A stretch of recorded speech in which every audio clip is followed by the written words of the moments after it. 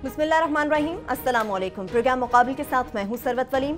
Rough क्लास्टा और आमिर मतीन भी हमारे साथ स्टूडियोज में मौजूद हैं। आज हमने देखा कि चौधरी निसार साहब की जानिब से वज़ीर-ए-आज़म के दौरे बरतानिया पर एक वजाहती प्रेस कॉन्फ्रेंस की गई। खुर्शीद शाह पर भी खूब तनकीद की, फिर इमरान खान को भी आड़े हाथों लिया और ये भी कहा कि अगर वो बता दे कि इमरान खान किस किस्म की सोहबत में बैठते हैं तो फिर बहुत तमाशा लगेगा।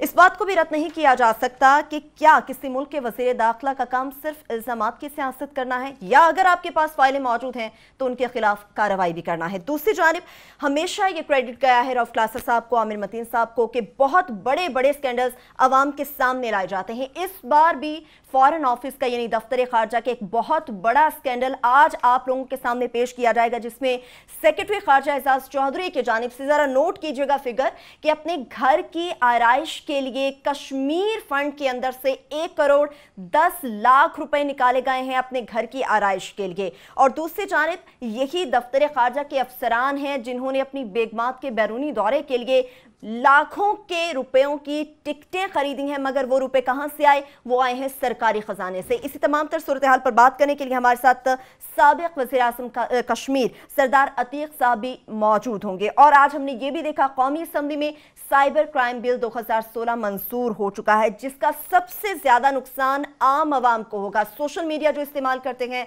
फेसबुक आ जाती है, ट्विटर आ जाते हैं, और जितनी भी मुख्तलिफ किस्म की ऐप्स आम आवाम यूज करती है, उसको बेहद एहतियात के साथ इस्तेमाल करना होगा, क्योंकि सजाएं निहायत सख्त तजवीज़ कर दी गई हैं। सवाल यही उठ रहा है सबके जहनों में, क्या एक बार फिर से जनरल ज़िया के दौर की याद को ताज़ा कर दिया गया है? क्लासा साहब, इस तमाम टॉपिक्स पे बड़ी अहम गुफ्तगू होने जा रही है हमेशा की तरह। आज की अगर बात करते हैं, सबसे पहले चौधरी साहब की प्रेस कॉन्फ्रेंस पे बात करेंगे, तो ये जानना चाहेंगे कि आज आपने भी उनकी वजाहती प्रेस कॉन्फ्रेंस देखी, सुनी, क्या कहेंगे आप?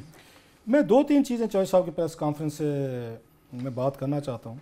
एक तो मेरी ख्वाहिश थी कि जितनी आज उन्होंने फेथफुली और रिलीजियसली और बड़े पैशन के साथ उन्होंने नवाज शरीफ साहब की फैमिली का दिफा किया, हुसैन नवाज का खसूसी, आई विश के जिस दिन एतजाज़ अहसन साहब ने वहाँ पे पार्लियामेंट में स्पीच की थी और जनरल इफ्तिखार अली खान साहब जो डिफेंस सेक्रेटरी थे, और उन पे बड़े शदीद और संगीन किस्म के इल्ज़ामात लगाए थे वहाँ एतजाज़ अहसन साहब ने। आई विश के चौधरी एतजाज़ अहसन, ये जो चौधरी निसार अली खान साहब हैं, अपने मरहूम भाई का भी उसी तरीके से दिफा करते, और इन्हें करना चाहिए था जो उन्होंने नहीं किया। मैं ज़रा बैकग्राउंड बता दूँ कि उन पर इल्ज़ामात क्या लगे थे जो उन्होंने कहे थे एतजाज़ अहसन ने। उन्होंने ये कहा था, जो उन्होंने पूरे हाउस ने सुना है, पूरी कौम ने, एतजाज़ ने कहा था, उन्होंने जनाब के इनके जो भाई हैं चौधरी निसार अली खान साहब के, जनरल इफ्तिखार अली खान साहब, ये डिफेंस सेक्रेटरी थे 12 अक्टूबर 1999 को। ठीक है। उन्होंने उसमें हिंट कराया कि जनाब के वो उस वक्त के डिफेंस सेक्रेटरी जो हैं वो GHQ के साथ मिल गए थे, वो नवाज शरीफ साहब वज़ीर-ए-आज़म के साथ नहीं मिले थे। उन्होंने एक तरह से उनकी पीठ में छुरा घोंपा था नवाज शरीफ साहब को। डिफेंस सेक्रेटरी थे नवाज शरीफ के, लेकिन वो GHQ के साथ मिले हुए थे उस वक्त के, वो जनाब मुशर्रफ के साथ लाइन में थे। ये बड़ा संगीन इल्ज़ाम था जो उन्होंने लगाया था कि आपके भाई जो हैं उन्होंने अपनी जो उनकी वफादारी थी नवाज शरीफ से नहीं निभाई थी, GHQ से निभाई थी उस वक्त। इस पे मेरा ख्याल है चौधरी साहब का दिफा बनता था अपने मरहूम भाई के लिए। और मैं बड़े हादसे मौत बता रहा हूँ, उनकी जो फैमिली है, उनकी मरहूम जनरल इफ्तिखार अली खान साहब की, इस बात पे आज भी हल्ट है कि जनाब के हमारे उस पे मरहूम एक भाई पे या हस्बैंड पे या हमारे एल्डर पे इतनी बड़ी खौफनाक बातें की गई थी। चौधरी निसार अली खान साहब मौजूद थे और ये बगैर उसका जवाब दिए वहाँ से चले गए थे। इसके बाद उन्होंने प्रेस कॉन्फ्रेंस की जो पंजाब हाउस में, इसका जवाब देने के लिए, उसमें भी चौधरी निसार अली खान साहब ने उनका दिफा नहीं किया था। सो एक तो चीज़ ये है कि चौधरी साहब ने जो आज हाउस ऑफ शरीफ के साथ उन्होंने जितनी मेरा ख्याल है पैशन के साथ उन्होंने उनका दिफा किया है, मेरी ख्वाहिश थी कि उनको भी अपने भाई को भी इसी तरह दिफा करना चाहिए। मरहूम भाई थे, वापस आके दिफा नहीं कर सकते, खैर उन्होंने नहीं किया, उनका ऑप्शन। दूसरी बात, उसमें ये फरमाते हैं कि जो मेरे लिए बड़ी एक उसकी इंट्रीगिंग सी बात है, वो कहते हैं जी कि लोग कहते हैं वज़ीर आज़म को इस्तीफ़ा दे देना चाहिए। वो कहते हैं अगर आप आइसलैंड के वज़ीर आज़म की बात करते हैं तो वहाँ पे तो आगे लोगों ने घिराव कर लिया था, और वज़ीर आज़म जो तो आइसलैंड के वो तो डायरेक्ट उसके बेनिफिशरी थे, नवाज शरीफ साहब तो बेनिफिशरी नहीं है। दो चीज़ें अभी इसमें। एक छोटा सा शॉर्ट भी है हमारे पास, हाँ सुनाएं अगर आप। बिल्कुल, ये बात तो जारी रहेगी। चौधरी साहब की जानिब से तमाम तर सूरत हाल पे एक छोटा सा क्लिप हमारे पास मौजूद है, पहले चाहेंगे कि अपनी आवाम को वो सुनवा दें। आइसलैंड के वजीर आजम का कहा जाता है, आइसलैंड के वजीर आजम का पहले दिन जब ये कुछ हो रहा था, उनका रद्द-ए-अमल देखें, उनके तो अपने नाम के पैसे निकले हैं और उन्होंने तो टीवी एंकर को झटक दिया वो तो जब दूसरे दिन घिराव हुआ और सारा पैसा उनके अपने नाम था तो उनके पास इस्तीफे के अलावा कोई चारा नहीं था। ये क्लिप हमने देखा आमिर मतीन साहब, आपने भी मुझे सुना, अगर इसकी थोड़ी सी यानी कि इंटरप्रिटेशन करना है, अवाम को दो दावत दी चीजें जा रही है। एक तो ये कि अरशद शरीफ ने भी बाकायदा उन्होंने चीजें दिखाई हैं कि नवाज शरीफ साहब के नाम से भी कंपनियां निकल आई हैं, नंबर एक। दूसरी बात, अगर ऑफशोर कंपनीज उनके नाम पे थी, हसन और हुसैन के नाम पे थी, तो जहन में रखें नवाज शरीफ साहब खुद कह चुके हैं, गोशवारों में दिखा चुके हैं कि 20 करोड़ रुपया उनको वहां से उनके बेटे जो हैं उन्होंने पाकिस्तान भेजा है। सो ये बेनिफिशरी भी हैं उस ऑफशोर के, ये डायरेक्ट उसके बेनिफिशरी बनते हैं ऑफशोर कंपनीज के। और तो मेरा अब इसमें एक सवाल बनता है जो आमिर साहब से जवाब लें, इसके बाद आते हैं एक दो बातों पे। तो चौधरी साहब ये आइडिया दे रहे हैं पाकिस्तानी कौम को कि जनाब कि अगर आपने इस्तीफा लेना है तो आइसलैंड की तरह काम करना पड़ेगा, आपको सड़कों पे आना पड़ेगा, आपको घेरा डालना पड़ेगा, फिर इस्तीफा देंगे। तो वैसे तो इस्तीफा नहीं देंगे।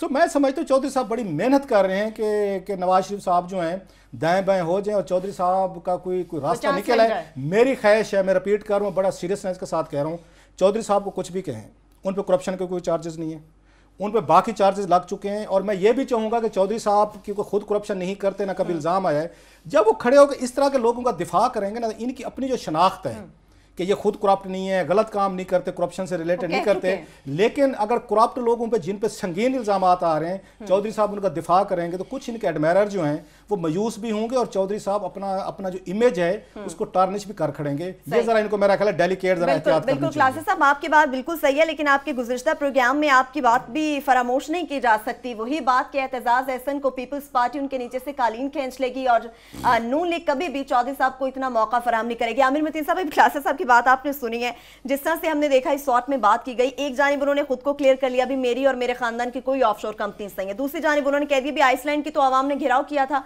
जिसकी वजह से मुस्ताफी हुई, यानी कि आवाम को दावत दे दी गई है। मैं तो क्लासेस साहब की इस बात से जब से सोच रहा हूँ, इन्होंने जो कहा कि ये जो अवाम को ये तजवीज़ करना कि वो घेराव कर रहे हैं, तो मैं सोच रहा हूँ वाकई ये बड़ी दूर की कौड़ी लाए हैं कि ये सजेशन है, चौधरी साहब लाए हैं। मगर आपने पॉइंट आउट जो किया है, मैं इस पे गौर करना शुरू हो गया हूँ, क्योंकि इस वक्त जो है आप देखें दरबार से इस वक्त बादशाह सलामत नहीं है और बहुत ही क्रिटिकल सिचुएशन थी और मार्केट में यहाँ पे काफ़ी सारी स्पेकुलेशन हो रही है। कोई कह रहा है जी वो आसिफ ज़रदारी से मिलने गए हैं, कोई कह रहा है कि जनाब वो मॉस्को गए हैं जिसकी कोई एक्सप्लेनेशन नहीं आ रही। ये सीधा 8 घंटे का रास्ता है लंदन का एविएशन का, और नक्शे पे देखें तो वो टर्की आता है, टर्की से सीधा मॉस्को रूट में नहीं है, जहाँ 8 घंटे के लिए वो रेस्ट कर रहे हैं। और उसका कोई जवाब ना निसार साहब ने दिया ना कोई और दे रहा है कि वाई मॉस्को, समझ नहीं आ रही। बाकी वो कह रहे हैं कि जो उनकी लास्ट टाइम भी ऑपरेशन वहाँ लंदन में ख़राब हुआ था, मैं समझता हूँ पाकिस्तान में हर किस्म का इलाज मुमकिन था, मगर एकदम से उनका ये जो जाना, चाहे वो अकाउंट सेटल करने गए हैं, इलाज के लिए करने हैं, असल में बुरी बात लगती है कि कोई इलाज का कहे तो ना माने। और वाकई बड़ी उसमें सिंपैथेटिकली जो जिस तरह चौधरी निसार ने एक्सप्लेन भी किया, एक बड़ा एलिमेंट भी आ गया। मगर इसके अंदर एक और जो क्लास है तजवीज़ आई कि उन्होंने इस बात पे एम्फेसिस था आइसलैंड का प्राइम मिनिस्टर एक्सप्लेन करते वक्त कि जनाब उन पे तो डायरेक्टली इल्ज़ाम था, जनाब कि अगर डायरेक्टली इल्ज़ाम हो तो इसका मतलब छोड़ देना चाहिए। सही। तो मैं समझता हूँ इस पे प्राइम मिनिस्टर नवाज शरीफ पे भी डायरेक्टली इल्ज़ाम इसलिए है कि 1993 और 94 में अगर ये प्रूव हो जाता है और वो डॉक्यूमेंट्स हैं, ऑथेंटिक डॉक्यूमेंट्स हैं, ये आप समझेंगे प्रूवन ही है, तो उस वक्त वो बच्चे उनकी 19 साल और 21 साल उम्र थी और वो डिपेंडेंट थे नवाज शरीफ साहब पे। तो नवाज शरीफ साहब को अपने गोशवारों में टैक्स रिटर्न्स में शो करने की जरूरत थी वो कंपनियां। सो इसलिए वो उन पे बच्चों पे इल्जाम नहीं है, वो नवाज शरीफ साहब पे इल्जाम है डायरेक्टली। आप मेरा पॉइंट समझ नहीं है कि वो चूंकि वो बच्चे उस वक्त छोटे थे और डिपेंडेंट थे नवाज शरीफ साहब पे। डिपेंडेंट्स के आपको गोशवारे देने होते हैं कि शादीशुदा आदमी जो हो, बच्चे, वो इंडिपेंडेंट हैं। जो आप पे डिपेंडेंट हैं उनके आपको बताना होता है कि इनकी कौन कौन सी कंपनियां हैं जो कि नहीं। सो ये डायरेक्टली इल्ज़ाम है, पहली बात। दूसरा कि जो उनकी साहबजादी हैं मरियम बीबी, वो वर्चुअली सबको पता है कि वो जानशीन है, वो प्राइम मिनिस्टर हाउस में बैठती हैं, वो उनका मीडिया सेल रन करती हैं, बल्कि अभी तो पॉलिटिकल स्ट्रैटेजी भी रन करती हैं, हमारे फैसले भी करती हैं कि क्लासा साहब के खिलाफ क्या पैमरा से वो करवानी है तो किससे क्या करवाना है, ये बैठ के भी डिसाइड, हमारी किस्मत के फैसले भी वो करती हैं। साथ में वो पहले यूथ के लोन्स की इंचार्ज थी, अभी वो स्कूल्स भी देख रही हैं, अमेरिकन एड की मिशेल के साथ खड़ी होती है। तो वो उनका वो तो डायरेक्टली यहाँ की टैक्स पेयर हैं, साथ में उनके खावंद हैं, उन्होंने भी गोशवारों में जिक्र नहीं किया इन कंपनियों का जो इनकी थी। सो इसके कॉन्सिक्वेंसेस हैं उसमें, जबकि यहाँ पे मैं समझता हूँ पावर वैक्यूम है इस वक्त।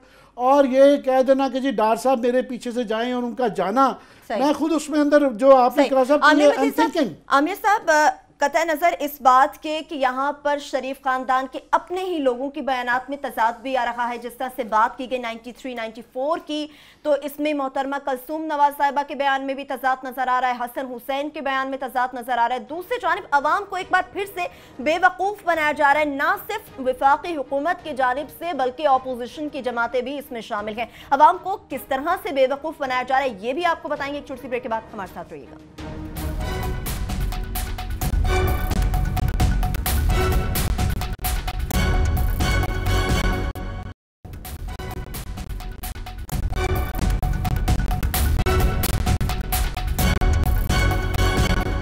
प्रोग्राम में एक बार फिर से आपको खुशामदीद कहेंगे। ब्रेक पर जाने से काबिल कुछ बात हो रही थी कि नवाज फैमिली के अपने मेंबरान के अंदर ही उनकी बयानात के अंदर तजाद नजर आ रहा है। और अभी हमने देखा कि मरियम नवाज की जानिब से भी एक ट्वीट किया गया जिसमें बताया गया अल्हम्दुलिल्लाह हमारा शरीफ खानदान मुत्तहिद है। तो क्लासेस अब एक तरफ हम देखते हैं चौधरी साहब की प्रेस कॉन्फ्रेंस, दूसरी तरफ हम ये भी देखते हैं कि अपने खानदान के बयानात में तजादात हैं, तीसरी जानिब मरियम नवाज कहती हैं अल्हम्दुलिल्लाह शरीफ खानदान मुत्तहिद है। कहीं पर भी हमें मुत्तहिद और यकजुबान तो नजर नहीं आ रहा। मैं आपको बड़ा इंतहाई वाज़ेह तौर पर बता रहा हूँ, और आमिर साहब को ये पता है कि मेरे पास क्या एविडेंसेस हैं। ये बड़े न्यूट्रल आदमी, चलो मेरे ऊपर तो इल्ज़ाम लग सकते हैं जी कि हम सिंगल ट्रैक हैं। आमिर साहब तो सिंगल ट्रैक नहीं है, इन्हें मैंने कोई बात चीज़ें दिखाई हैं, आमिर साहब ने देखी हुई हैं। हाउस ऑफ शरीफ यहाँ पे बड़े बुरे तरीके से इट स्टैंड डिवाइडेड, और बिटरली ये भी बता दूँ मैं आपको, अभी तक आप देख लें, मेरे पास एविडेंसेस है, मैं भी नहीं दिखाना चाहता, अगर कोई इस पर चैलेंज बहुत बड़ा कोई सख्त आ गया तो दिखा भी देंगे कि इनके दरमियान बहुत पहले ये चीज़ें तय हो चुकी थी। अभी बहुत सारे लोग हैरान हैं कि शहबाज शरीफ साहब का नाम नहीं आ रहा, उसमें सलमान का नाम नहीं आ रहा, उसमें हमजा का नाम नहीं आ रहा, कि प्रॉपर्टीज़ इनकी डिवाइड हो गई थी और इनके नॉलेज में था। शहबाज शरीफ साहब के नॉलेज में था कि बहर इनकी वहाँ पे कंपनीज हैं, इसलिए जितना बिजनेस है, जरा गौर फरमाने की जरूरत है, जितना बिजनेस है आपका ऑफ शोर है वो वहां पे नवाज शरीफ साहब के बच्चे संभाल रहे हैं। बिल्कुल लोकली तौर पर अभी तक, जहां तक मेरा ख्याल है, प्लीज आप उस पर करेक्ट कीजिएगा कि पाकिस्तान में नवाज शरीफ के बच्चों का तो कोई कारोबार नहीं है इस वक्त, जो डिवीजन इनकी फैमिली के अंदर हुई थी। बाकी डिटेल तो आमिर साहब के पास हैं जो देंगे आपको। सो मेरा जो इसमें एक इसमें कंसर्न आ रही है कि शहबाज शरीफ साहब को पहले से पता था 93-94 में जो ऑफ शोर बनी थी, उनके नॉलेज में थी, उन्हें यह भी पता था कि यह इसी बिजनेस में से जो इत्तेफाक फाउंड्री का है इसमें से कितना पैसा निकाल के वहां पे बहर किया हुआ है। आखिर कहीं ना कहीं पे जो फैमिली के एसेट्स की डिवीजन हुई होगी उसमें उन्होंने एक तरह का बैठ के टोटल उसकी कॉस्ट बनाई होगी कि बैरून मुल्क कितना पैसा है, अंदरून मुल्क कितना पैसा है। तो तय ये हुआ था अंदरून मुल्क वाला आप रख लें, शहबाज शरीफ साहब की फैमिली रख ले, और बैरून मुल्क वाला है वो नवाज शरीफ साहब की रख ले। सो जो यहां से शेयर निकला है वो शेयर कैसे ट्रांसफर हुआ है बहर, जो हम मान लेते हैं लीगल है सारा, मान लेते हैं वो आपने टैक्सेस के जरिए उसकी पेमेंट की होगी, हलाल पैसा होगा, लेकिन पाकिस्तान से वो पैसा बहर कैसे ट्रांसफर हुआ है, जो फैमिली का कारोबार की डिवीजन हुई थी भाइयों में, एक ये सबसे बड़ा है हमें। बाकी इनमें ये खुश है पूरी, आपको बता दूं शहबाज शरीफ साहब की फैमिली जो है, क्योंकि इस वक्त कहीं पे आप नोट करें हमजा के खिलाफ, सलमान के खिलाफ, शहबाज शरीफ के खिलाफ कोई नाम नहीं आ रहा, कोई कंपेन नहीं है, कहीं पे जिक्र भी नहीं हुई है। सो वो बड़े सेटिस्फाइड हैं और वो इस पूरी दौड़ में कूदे भी नहीं है, इस पूरी लड़ाई में आए नहीं है, आराम से वो साइड पे बैठे हुए हैं। वो कहते हैं जी आप जाने, आपका काम राइट मनी है, लेजिटिमेट मनी है जो दे रहे हैं, यहाँ पे टैक्सेस दे रहे हैं। सलमान उसको चला रहा है या उसको, मेरा ये ख्याल है कि सलमान ज्यादा एक्टिव है इसमें, समझदार भी है सलमान, बिजनेस समझता भी है, चीजें भी समझता है और इनसे बेहतर हौसले वाला आदमी है। एक चीज मैं आपको बता दूं, जो सबसे बड़ी ज्यादती हुई है मरियम के साथ, हसन के साथ और हुसैन के साथ, नवाज शरीफ साहब ने अपने साथ खुद की है। जो बात वो कह रहे हैं, चौधरी साहब कह रहे हैं, अभी कहा है चौधरी निसार अली खान साहब कि आइसलैंड के प्राइम मिनिस्टर को इसलिए इस्तीफा देना पड़ गया है, वो वजीर आज़म नहीं बन सकते या रह सकते क्योंकि उनके नाम पे ऑफशोर कंपनीज निकल आई हैं। अब नवाज शरीफ साहब के जो इनके फ्यूचर के जो पॉलिटिकल लेगेसी थी वो तो मरियम नवाज को जानी थी और वो खतरे में पड़ गई है, खतरे में है।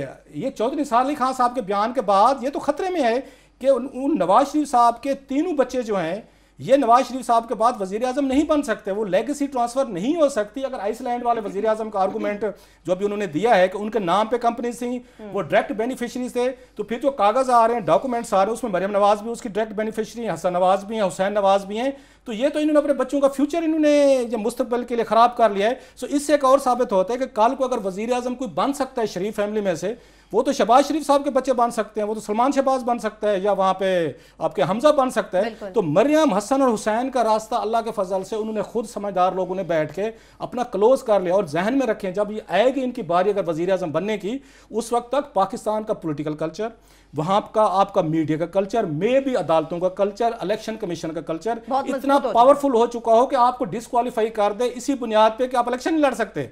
और चौधरी साहब का ये जो फुटेज है, ये इनका शॉर्ट मेरा ख्याल सेव रखना चाहिए कि क्योंकि वहां पे आइसलैंड के वजीर आजम के खिलाफ निकल आई थी चीजें, उन्हें इस्तीफा देना पड़ गया। सो इस पूरी गेम में जो नुकसान हुआ है वो नवाज शरीफ साहब की फैमिली का हुआ है। इन्होंने अपने पांव पे कुल्हाड़ी मारी है, जो कुछ किया है, वट किया है, इस तमाम का फायदा जो है वो शहबाज शरीफ साहब की इमीडिएट फैमिली को होगा, उसके बच्चों को होगा। वो इसीलिए तो क्लासेस साहब हम भी देख रहे हैं ना, खामोश है। ये सारा जो मामला आमिर मतीन साहब चला है वो है इत्तेफाक फाउंड्री, उसका पैसा, ये प्रॉपर्टी जो बेची गई, सवाल उठा वो पैसा कैसे गया बाहर। इस प्रॉपर्टी में सिर्फ मियां नवाज शरीफ साहब शामिल नहीं थे, इसके अलावा और भी हिस्सेदार थे, उनका कोई जिक्र नहीं हो रहा कहीं पे। कहते हैं ना, वो बुरे वक्त में जो है ना, पुराने दुश्मन भी लोग आ जाते हैं पत्थर लेके। ये तजाद साहब जो जिक्र कर रहे थे कि जनाब बाकी 6 भाई और उनकी औलादें की गई, तो क्लास साहब कभी फरमा रहे थे कि जनाब ये हाउस ऑफ शरीफ के अंदर तकसीम आ चुकी है।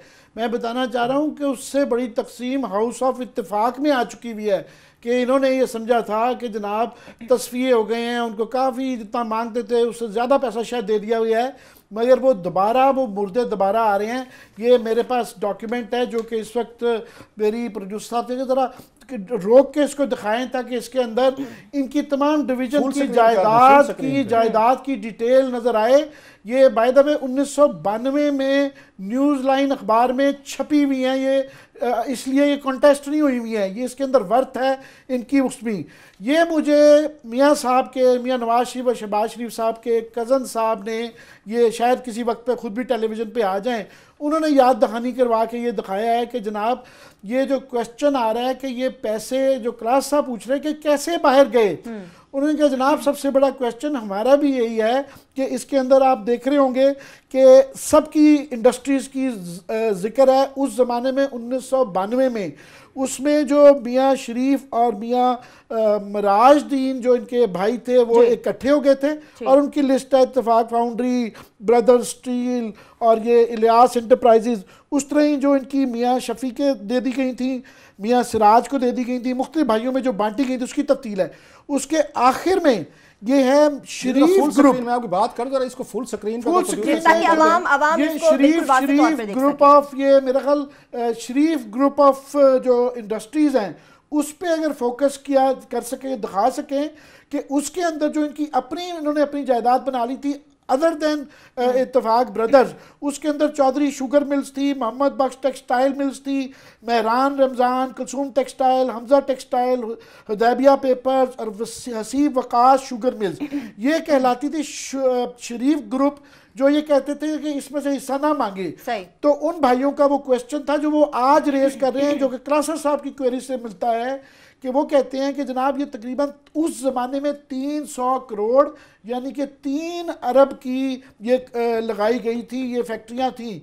वो पूछते हैं कि जनाब हमें भी बताया जाए, एक तो पैसा जो बाहर गया, इस 3 अरब का कोलेट्रल कहाँ से आया था, क्योंकि इत्तेफाक ब्रदर्स का निज़ाम ये था कि ये सारे आपस में तनख्वाह लेते थे, किसी के पास पैसा नहीं आता था। उनके लिए हमें बताया जाए कि इसका कोलेट्रल जो है ये 3 अरब रुपए की ये जो मिलें लगाई गई थी जो इन्होंने ले ली थी, इसका कोलेट्रल कहाँ से आया था। और इसी दौर में ये जो इल्ज़ाम जो कि रहमान मलिक साहब लगा रहे हैं, हम नहीं लगा रहे, उनके पेपर के अंदर जो FIA की तफ्तीश करवाई, वो कहते हैं कि इसी दौरान में जब ये 1990 और 93 की इनकी हुकूमत में उसके आखिर में $50 मिलियन बाहर भिजवाया गया था। तो ये काफ़ी सारी जो पुरानी चीज़ें जो उस ज़माने में, याद रहे कि उस ज़माने में ये खबरें क्योंकि 4-5 अखबार होते थे, न्यूज़ एडिटर होते थे और बड़े आराम से कंट्रोल हो जाते थे, तो उस तरह नहीं छपती थी। यहाँ तक कि इनके कज़न वज़न बेचारे जब घरों से उठा लिए जाते थे, इनकी औरतें लोगों को शायद भूल गया हो या नई जनरेशन को ना पता हो, वो अखबारों के दफ्तरों में बेचारी बगैर दुपट्टों के आ जाती थी कि प्लीज़ हमारे घर के कुछ 1-2 फोटोग्राफर्स भेज दें कि हमारे घर से और भी लोग बच्चे ना उठा लिए जाएँ। तो उस जमाने में कंट्रोल हो जाता था टोटल मीडिया। सही। आजकल बात यह है कि टेलीविजन आ चुका हुआ है, दुनिया बदल चुकी हुई है, तो वो काफी सारी चीजें पुरानी जो कि ये समझते थे कि वो चैप्टर क्लोज हो गया, वो दोबारा खुल रहे हैं। लोग 2 और 2 4 जब करेंगे तो मेरा ख्याल है ये 1990 की दहाई की सारी पुरानी चीजें ये निकल आएंगी और बहुत कुछ एक्सप्लेन करना पड़ेगा। वही बात है आमिर मतीन साहब, जो आप हमेशा कहते हैं कि अभी तो हाथी की दुम बाहर निकली है, तो ये सूरत हाल हो गई। अब आहिस्ता आहिस्ता हाथी जब पूरा सामने आएगा तो देखना होगा हालात किस ओर जाते हैं। ये भी बात सामने रखनी होगी कि वजीर दाखिला जो कहते हैं कि उनके पास फाइलें मौजूद हैं, सबूत मौजूद हैं, मगर कार्रवाई क्यों नहीं कर रहे। इमरान खान साहब के बारे में कहते हैं कि अगर वो बता दें कि वो किस किस्म की सोबत में बैठते हैं तो बड़ा तमाशा लगेगा। ये सारी सूरत हाल तो एक तरफ, दूसरी जानिब अवाम की सिंपैथीज भी हासिल की जा रही है। कौन है जो अवाम की सिंपैथीज हासिल करे, इस बारे में भी बताएंगे। और दफ्तर खारजा का जो बहुत बड़ा स्कैंडल मंजर आम पर है उससे मुतालिक भी आपको आगाह करेंगे। एक छोटी सी ब्रेक के बाद हमारे साथ रहिए।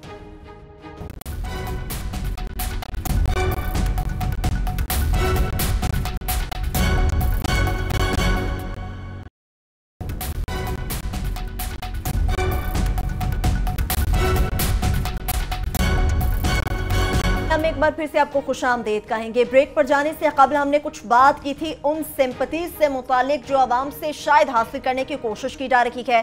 चौधरी साहब की प्रेस कॉन्फ्रेंस में आज बारहा कहा गया कि उनके पास बेशबहा सबूत हैं, पूरा बंडल मौजूद है फाइलों का। तो क्लासेस साहब, चौधरी साहब की प्रेस कॉन्फ्रेंस आपने सुनी, अगर उनके पास सबूत हैं तो क्या किस किस्म की ये सियासत है? आप इल्जाम लगा रहे हैं, आपके पास सबूत है तो कार्रवाई क्यों नहीं करते? वैसे चौधरी साहब जो मुझे लगता है ना, मैं अब कायल होना शुरू हो गया, ये बेसिकली वजीर दाखिला का स्टाफ नहीं थे, ये वजीर आजम का स्टाफ थे।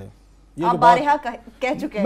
मैं जो बात कह रहा हूँ बड़ी सोच समझ के कह रहा हूँ कि चौधरी साहब वजीर आजम स्टाफ हैं, वजीर दाखिला स्टाफ नहीं है। अभी तक वो अपोजिशन के मोड से नहीं निकले, जो बात आमिर कहते रहते हैं। ये अपोजिशन का स्टाइल है, मेरे पास फाइलें हैं, मैं ले आऊँगा, मैं दिखा दूंगा। सर न his excellency you are the interior minister of Pakistan, आप ब्लैकमेल कर रहे हैं। मतलब अब मुझे नहीं समझ आ रही, मेरे पास सबूत हैं, दिखा दूंगा, तमाशा लग जाएगा। इट मींस कि आप फिर कवर अप कर रहे हैं। चौधरी निसार अली खान साहब जो हैं फिर वो ब्लैकमेल भी कर रहे हैं अपने पॉलिटिशियंस को, उनको धमका भी रहे हैं। कभी पीपल्स पार्टी के रहमान मलिक को डराते हैं, कभी पीपल्स पार्टी के सेनेटर एक और हैं उनको डराते हैं, कभी एतजाज एहसन साहब को डराते हैं, कभी खुर्शीद शाह को डराते हैं। ये कैरेट एंड स्टिक की पॉलिसी चल रही है। प्योरली वो हाउस ऑफ कार्ड जो ड्रामा है ना, उसका यूएसए की पॉलिटिक्स के डरा के ब्लैकमेल करके अब लोगों से काम करें। चौधरी साहब आप ब्लैकमेल ना करें, आप इस मुल्क के वजीर दाखिले अपने जाती पॉलिटिकल उससे माइलेज लेने की कोशिश ना करें। अगर इमरान खान की कंपनी बुरी है, आपके पास सबूत है कि इमरान खान की कंपनी अच्छी नहीं है, तो यहां तो लाखों लोग इमरान खान पे बिलीव करके बैठे हुए हैं, यूथ पूरी उन पे ईमान लेके बैठी हुई कि शायद हमारा सेवियर है, ये मसीहा है, पाकिस्तान को ठीक कर देगा। अगर आपकी कस्टडी में ऐसी कोई फाइलें हैं, ऐसे सबूत हैं जो इमरान खान साहब को आसमान से लेकर जमीन पे फेंक सकती हैं, तो ये आपकी ड्यूटी बनती है कि लोगों को गाइड करें, उनको बताएं कि जिस पे आपने यहाँ पे बेट की हुई है तो वो हजरत जो हैं उनकी कंपनी जो इतनी बैड कंपनी है, ये आपका दिखाना आपका फर्ज बनता है। अदरवाइज आप ब्लैकमेल कर रहे हैं अपने पॉलिटिकल मफादात के लिए। खुर्शीद शाह, मैं खुर्शीद शाह की फाइलें ले आऊंगा। और भैया आप मतलब किसको थ्रेट कर रहे हैं आप? ये हुकूमत नहीं चल रही, ये फिर मादरत के साथ हुकूमतें एक्ट करती हैं, वो आके रिएक्ट करती हैं, वो FIA जो फरमाते हैं, FIA का किसी ऑफिसर को कहते हैं आप एक मेहरबानी फरमाएं, आपका जो फाइलें हैं ना वो जरा पहले तो आवाम को दिखाएं। हमारा हक बनता है ये पूछना कि आपके पास कौन सी ऐसी फाइल है जो आप छुपा के बैठे हुए चौधरी साहब, वो इमरान खान की फाइल हो या खुर्शीद शाह की।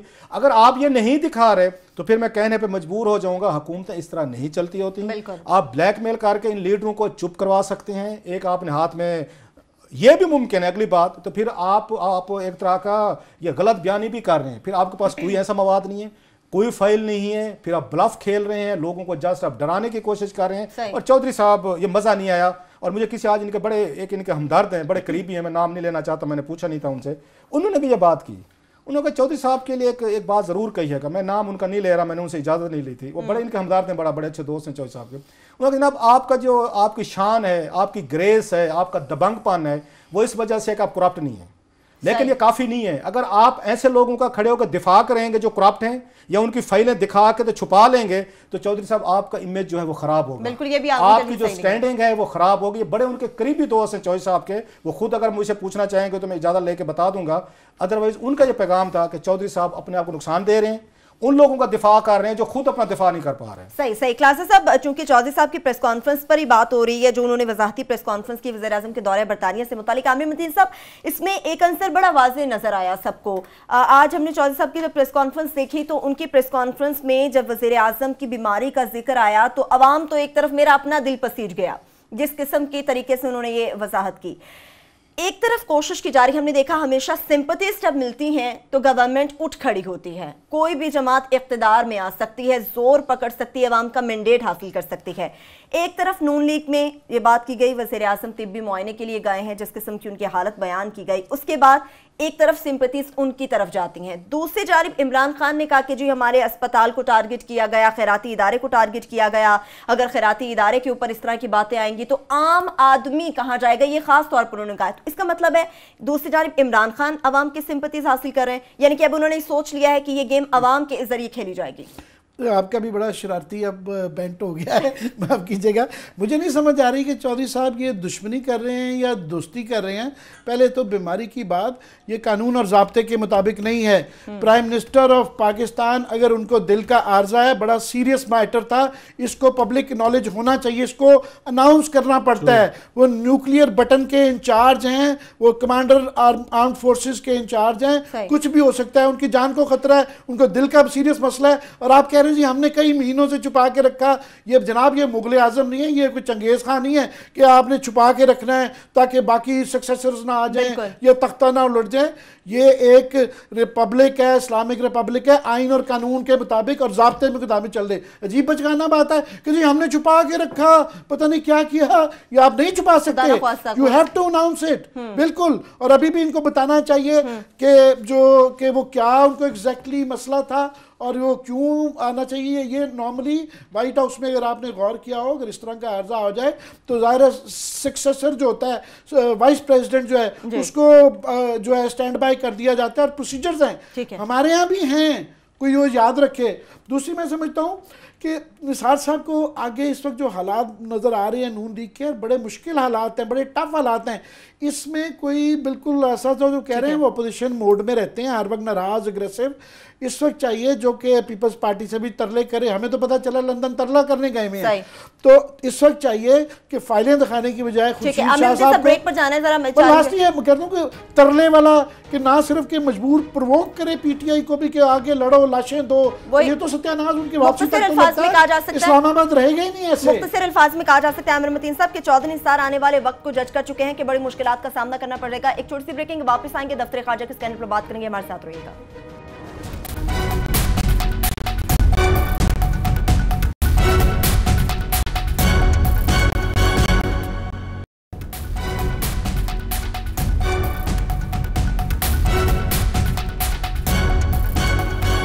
प्रोग्राम में एक बार फिर से आपको खुशामदीद कहेंगे। कुछ दफ्तर खारजा के स्कैंडल से मुतालिक बात करेंगे और इस सेगमेंट में हमारे साथ मौजूद रहेंगे साबिक वज़ीर आज़म आज़ाद कश्मीर सरदार अतीक साहब, उन्हें अपने प्रोग्राम में हम खुशामदीद कहेंगे। क्लासेस साहब, सरदार साहब की जानिब तो हम जाएंगे, लेकिन हमने वैसे भी देखा दफ्तर खारजा के मुतादिद स्कैंडल्स जो हैं वो हम उनका तस्करा भी यहाँ पर कर चुके हैं। एक बार फिर से पफवा का जिक्र भी करेंगे, लेकिन यहाँ पर इस बार ये सूरत हाल है कि सेक्रेटरी खारजा एजाज चौधरी साहब ने फंड निकाले भी तो कश्मीर के और लगाए तो अपनी रिहाइशगाह पर। हम ये स्टोरी इसलिए पिक कर रहे हैं, ये स्टोरी बेसिकली आज डेली टाइम्स में छपी है और उनका रिपोर्टर है राना मुश्ताक, उनकी स्टोरी है, और हमने जानबूझ के पिक की है कि लोग शायद समझ रहे होंगे कि शायद कोई हमारा कोई फॉरेन ऑफिस के साथ कोई ज़ाती मसला शुरू हो गया जो हम जो उनको स्कैंडल दे रहे हैं। सो सिर्फ हम नहीं दे रहे, बल्कि हमसे ज़्यादा खौफनाक अगर मुझसे पूछा जाए, ज़्यादा डेंजरस, पॉलिटिकली भी डेंजरस, फाइनेंशियली भी डेंजरस जो स्कैंडल आया है फॉरेन ऑफिस पे, वो आज आया है, इसलिए हम शेयर करना चाहते हैं। उसमें यह बताया गया है कि फॉरेन सेक्रेटरी साहब जो हैं, इनको अपने घर की ये रेनोवेशन करवानी थी, इन्होंने 1 करोड़ 10 लाख रुपए जो है कश्मीर फंड पड़ा हुआ था वहां से निकाले, 1 करोड़ 10 लाख जी, और अपने घर पे लगाए हैं एजाज चौधरी साहब ने, और ये नहीं लगा सकते थे। और जब रिकॉर्ड मांगा गया इन्वेस्टिगेशन के लिए, ऑडिट ने मांगा, ये ऑडिट की ये फाइंडिंग आ रही है, तो पता ये चला रिकॉर्ड भी जला दिया गया है। ये उनकी फाइंडिंग बता रहे हैं, हम फंड निकाले, रिकॉर्ड जला दिया गया और इनको तलब कर लिया गया पब्लिक अकाउंट्स कमेटी में। खुर्शीद शाह साहब के सामने पेश होंगे कि पॉलिटिशियंस पे तो हम इल्जामात लगाते हैं, जरा जो हमारे जकूटा जिन है, ब्यूरोक्रेसी, जरा उनको भी दाद दें एक चीज कि इतना बड़ा स्कैंडल है, कश्मीर फंड उठा के सारा अपने घर पे लगा दिया। याद रहे कि वो खंडरात नहीं है। मुझे मौका मिला हुआ है कि अच्छे दिनों में नजमुद्दीन शेख साहब और उनकी बेगम साहबा राना शेख पार्टियां करती थी। वो बड़ा पॉश घर था पहले ही, जिस पे 1.5 करोड़ रुपया लग गया है। अब आपको कभी अगर मौका मिले तो पॉश से भी अगले पॉश हो गया जनाब। वो उस पे 1 करोड़ 10 लाख क्या है उसमें? एक चीज, ये तो एक स्कैंडल। अगला सुने, पफवा जो ये फॉरेन ऑफिस के अफसरान की बेगमात की प्राइवेट एनजीओ, ये पहले बता दो फर्क है, ये सरकारी एनजीओ नहीं है, ये प्राइवेट लोगों के एनजीओ है। सही। उसको अपनी बेगमात के टिकट्स लेने के लिए उनको फॉरेन ट्रिप्स जो हैं इनकी एनजीओ पफवा के जो हैं वो फॉरेन टिकट्स फॉरेन ऑफिस के सरकारी बजट से इनको टिकटें खरीद के दी जाती हैं। जरा अंदाजा करते हैं इस मुल्क में एक साहब उठते हैं एजाज चौधरी साहब, वो जाके 1 करोड़ 10 लाख रुपया कश्मीर फंड से निकाल के घर की रेनोवेशन पे लगाते हैं, और दूसरे अफसरान उनकी बेगमा जो प्राइवेट एनजीओ चलाती हैं, इनका फॉरेन ऑफिस से कोई ताल्लुक नहीं है। उनको फॉरेन ऑफिस के सरकारी बजट में से उनको क्लब क्लास की टिकटें लेके फॉरेन ट्रिप करती हैं। तो हमारे साथ मौजूद है, मेरा ख्याल है सरदार अतीक साहब हमारे साथ मौजूद है। सरदार साहब अस्सलाम वालेकुम।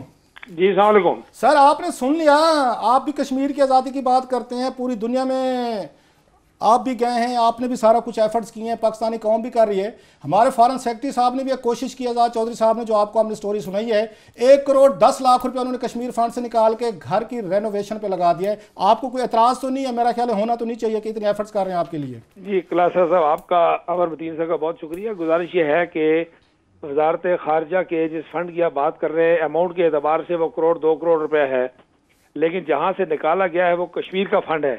अगर आप कश्मीर के हवाले से किसी बात का जायजा लेना चाहें तो ये तो वो फंड है जो हम कश्मीरियों की शायद दस्तरस में उस तरह नहीं है, लेकिन अगर आप कश्मीर के हवाले से पिछले चंद सालों से, जब से ये जमहूरी निज़ाम मीसाक जमहूरियत के तहत मौजूद है, अगर उसको गौर से आप देखें तो आपको दर्जनों बातें, आपकी बड़ी बड़ी रिच इन्वेस्टिगेटिव स्टोरीज है माशाल्लाह, रोज कोई ना कोई आती है।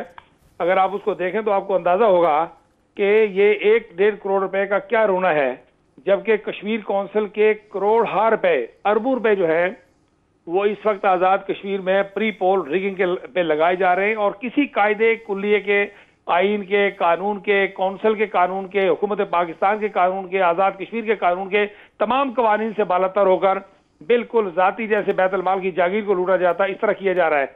और ये कश्मीर के मामले पर रवैया जो है, आप ये देखिए कि पिछले कई सालों से इस कश्मीर के मामले पर आज़ाद कश्मीर वालों के साथ, हुर्रियत कॉन्फ्रेंस वालों के साथ किसी किस्म की कोई कंसल्टेशन, कोई मीटिंग। सरदार साहब कहा जाता है, अब आप क्योंकि वजीर आजम भी रहे हैं, आपके वाले साहब ये पहले मर्द मुजाहिद है जिन्होंने पहली गोली चलाई थी, बड़ा क्रेडिट है आपकी फैमिली पे। कहा जाता है कि इस्लामाबाद का एक सेक्शन ऑफिसर बैठ के पूरे कश्मीर को चलाता है। आप लोगों को तो एक यहाँ सेक्शन ऑफिसर चलाता है इस्लामाबाद से। देखिए, फॉरेन सेक्रेटरी ने अगर 1 करोड़ और 10 लाख रुपया लगा लिया तो आपका ख्याल हमें इतराज तो नहीं करना चाहिए अगर कश्मीर फंड में से लग गया तो? एक तो कलासर साहब ये तस्वर ठीक करने की जरूरत है, इसके लिए अलग किसी प्रोग्राम में मुझे अगर मौका मिलेगा तो मैं बात करूंगा। ये बात बिल्कुल नहीं है, ऐसी बात बिल्कुल नहीं। अगर ये बात होती तो आज़ादी से लेके आइन तक, कानून तक, हाई कोर्ट, सुप्रीम कोर्ट के क्याम तक, असेंबली के क्याम तक, इदारों के क्याम तक, कश्मीर सर्विसेज के क्याम तक ये सारी बात नहीं होती। और मैंने अभी कल की बात है, जब मैं वज़ीर आज़म था तो कश्मीर बैंक कायम किया और बहुत सारे इदारे नए कायम किए, ये एक अलग बात बहस है। लेकिन जो रवैये आप जिसका जिक्र कर रहे हैं, मैं शुक्रगुजार हूँ कि ये जो रवैया है ये इंतहाई खतरनाक है कि आज़ाद कश्मीर में जलजले के मुतासरीन है, मंगला डैम के मुतासरीन है, हिंदुस्तानी फायरिंग के मुतासरीन है, लेकिन वज़ीर आज़म साहब आज़ाद कश्मीर जाकर भी मसला कश्मीर का, कश्मीरियों का या किसी ऐसे मसले का जिक्र नहीं करना चाहते। आपके इल्म में है, ये बात ज़बान ज़द आम है और मेरे अदम एतमाद के बाद हुई थी कि 50 अरब रुपए के करीब जलजले के जो उठाए गए थे, 700 के करीब इदारे ऐसे हैं कलासरा साहब मोहतरम जो इस वक्त तक जीरो लाइन पे खड़े हैं, जिन पर एक ईंट भी नहीं लगी। 700 में कह रहा हूं, और 1400 ऐसे हैं इदारे जिन पर 90% पैसे खर्च हुए, 10% पैसा न होने की वजह से वो इदारे जो है वो खराब हो रहे हैं। आपकी बात सुन के तो हम थोड़े से शर्मिंदा हो रहे हैं सरदार साहब के, यहाँ तो इतने बड़े बड़े इशू कश्मीर में हैं। अगर एजाज चौधरी साहब ने 1 करोड़ 10 लाख रुपया कश्मीर फंड से निकाल के घर पे लगा लिया है तो मेरा ख्याल हमें शर्मिंदा होना चाहिए। हम तो बड़ी छोटी सी बात लेकर मैं साहब अगर आपकी इजाजत से मैं सरदार साहब इनसे ये लड़ता रहता हूँ कि जनाब ये एजाज चौधरी साहब का इशू है, ये फातमी साहब की बेगम साहबा की एनजीओ है, और वो बेगमात जो कि इस एनजीओ में हैं, ये सारे फॉरेन ऑफिस के मतलब हमें नहीं ये होना चाहिए कि ये सारे फॉरेन ऑफिस में बड़े बड़े अच्छे लोग भी हैं, बड़ा बड़ा अच्छा काम भी कर रहे हैं, देख रहे हैं। मैं उनकी खैर उनको मैं टोकना नहीं चाहता, सरदार साहब बात कर रहे हैं इस पर फिर किसी वक्त बात कर लेंगे। ये कि सारे इस खेल का हिस्सा 1 करोड़ 10 लाख रुपया उन्हीं अफसरान ने मंजूर करके दिया। ये वही अफसरान जो बड़े अच्छे बनने की कोशिश कर रहे, उन्होंने पफवा में से अपनी बेगमात को उन्होंने टिकटें लेके दी। ये सारे इसमें मिले हुए हैं सर। मैं इस पर फिर बात करके सरदार साहब की बात सुनने मैं दूंगा जवाब आपको। मैं क्लासा साहब बहुत इसलिए गुजारिश कर रहा हूँ, अमर मतीन साहब भी बात करना चाहते हैं। मैं ये गुजारिश कर रहा हूँ कि मैं 1.5 करोड़ रुपए की, मैं जस्टिस की एटीट्यूड की अप्रोच की बात कर रहा हूँ कि आज़ाद कश्मीर को इस मौजूदा जमहूरी दौर में जिस बेरहमी के साथ लूटा और कूटा जा रहा है, मैं आ चूंकि आप बड़ी रिच स्टोरीज आती हैं तो मैं जिन बातों का जिक्र कर रहा हूँ, इनमें से किसी बात पर अगर आप तवज्जो देंगे तो आपको घंटों के हिसाब से करोड़ रुपए निकलते हुए कश्मीर के नाम पर खराब होते। और मैं उस पैसे की बात कर रहा हूँ जो कश्मीरियों का टैक्स का पैसा है, जो यहाँ टेलीकॉम कंपनियों का पैसा है, जो आजाद कश्मीर के नाम पर आ रहा है, मोबाइल कंपनी का पैसा है। सर मैं सरदार साहब आपसे ही सवाल पूछ रहा हूँ, इसका मतलब अगर कश्मीर का मसला हल हो गया तो बहुत सारे लोगों की तो दुकान और बैंक अकाउंट बंद हो जाएंगे सर। जी ये बड़ी खूबसूरत बात आपने की, ये बड़ी बड़ी कीमती बात है, कई बातों पर भारी बात है कि ये कश्मीर का मसला जो है, बल्कि आप ये देखिए कि आजाद कश्मीर में सारे अरसे में आप ये अमर मतीन साहब पार्लियामेंट को बहुत बचपन से हम देखते हैं, कवर करते हैं। पीटीवी ने पार्लियामेंट का बाइकआउट किया हुआ है, लेकिन पीटीवी आजाद कश्मीर में जो लोकल काउंसिल के लोग हैं उनको शामिल करने के लिए 2-2 घंटे की लाइव कवरेज देता है। मैं अप्रोच की बात कर रहा हूं, एटीट्यूड की बात कर रहा हूं कि जो तौहीन आमेज सलूक इस दौर में कश्मीर मसला कश्मीर और कश्मीरियों के साथ किया जा रहा है, मेरा ख्याल है माजी में इसकी कोई मिसाल नहीं मिलती। बिल्कुल माजी में इसकी कोई मिसाल नहीं मिलती और बड़ी खूबसूरत बात की इस तमाम तर सूरत हाल पर क्लासा साहब ने, और यकीनन सरदार साहब ने भी इस बात से इत्तेफाक किया कि ये तो वही बात हो गई कि अगर मसला कश्मीर हल हो गया तो बहुत से ऐसे हैं जिनकी अपनी दुकानदारी बंद हो जाएगी। सरदार अतीक साहब साबिक वज़ीर आज़म आज़ाद कश्मीर हमारे साथ मौजूद थे, आपने अपना कीमती वक्त दिया, आपका बेहद शुक्रिया। चूंकि प्रोग्राम अपने इख्तिताम को पहुंचने वाला है, आज साइबर क्राइम बिल 2016 पर भी बात करना थी, लेकिन वक्त की कमी का सामने इंशाल्लाह आइंदा आने वाले प्रोग्राम में इस पर बहस करेंगे। इसके साथ ही प्रोग्राम अपने इख्तिताम को पहुंचता है। अपना बहुत सा ख्याल रखिए। खुदा हाफिज़।